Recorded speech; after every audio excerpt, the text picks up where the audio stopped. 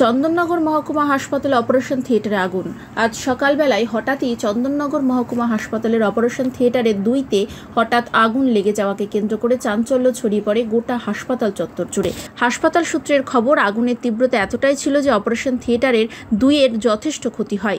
তারপরে হাসপাতালের emergency fire existing দিয়ে আগুন নিয়ন্ত্রণে করা হয়। কিভাবে আগুন লাগলো তা এখনো সম্পূর্ণভাবে জানা যায়নি। আমি তো ছিলাম না তখন, আমি সকালে এসেছিলাম মর্নিং ডিউটি, তখন আমার ডিউটি ছিল না। এসে কি দেখি? আমি তো আসিনি এখানে, আমার তো ওইদিকে দেখি। শুনেছেন তো যে আগুন লেগেছে এখানে? হ্যাঁ হ্যাঁ শুনেছি সেটা। এটা এই ওটিতে কি হতো মোস্টলি, কি অপারেশন হতো?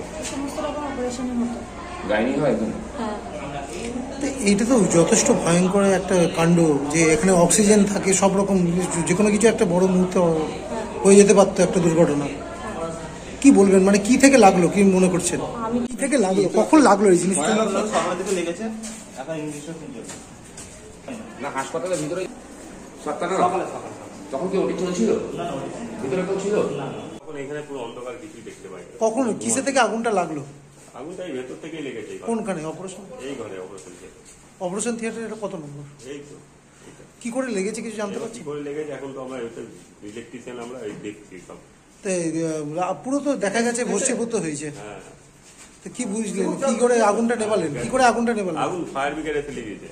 ফায়ার ব্রিগেডে। কি নাম দাদা, কি নাম দাদা? আমরা হচ্ছে শিবনাথ। হ্যাঁ? শিবনাথ পাত্র।